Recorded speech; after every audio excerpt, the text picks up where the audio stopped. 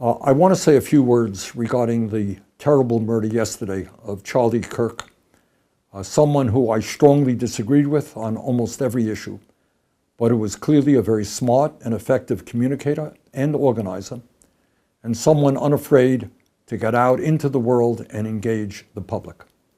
My condolences go out to his wife and his family.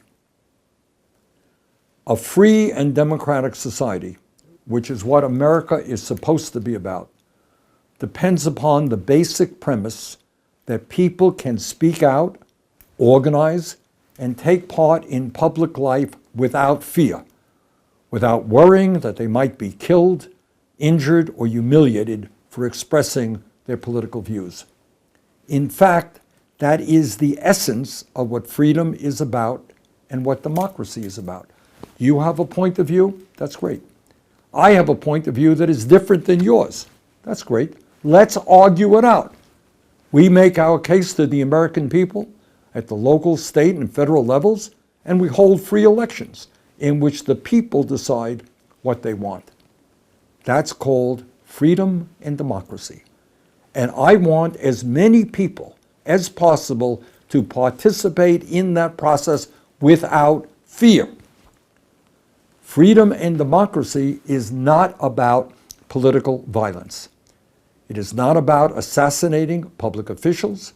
It is not about trying to intimidate people who speak out on an issue. Political violence, in fact, is political cowardice. It means that you cannot convince people of the correctness of your ideas, and you have to impose them through force.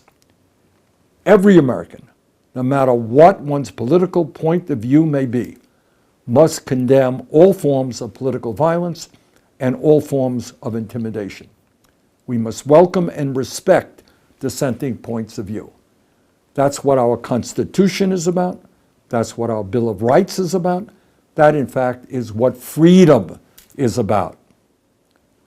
The murder of Charlie Kirk is part of a disturbing rise in political violence that threatens to hollow out public life and make people afraid of participating.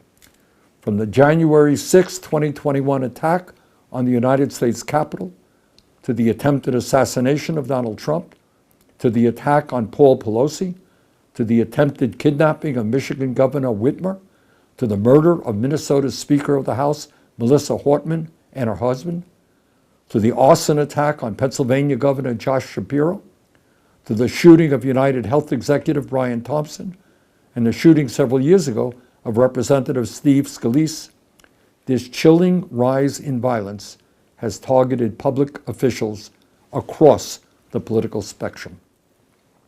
Sadly, this is not a new phenomenon. We all remember the assassinations of President Kennedy, Dr. Martin Luther King Jr., Senator Robert F. Kennedy, John Lennon, Medgar Evers, and the attempted assassinations of President Ronald Reagan and Alabama Governor George Wallace. This is a difficult and contentious moment in American history. Democracy in our country and throughout the world is under attack. And there are a lot of reasons for that which need serious discussion. But bottom line, if we honestly believe in democracy, if we believe in freedom, all of us must be loud and clear. Political violence, regardless of ideology, is not the answer and must be condemned.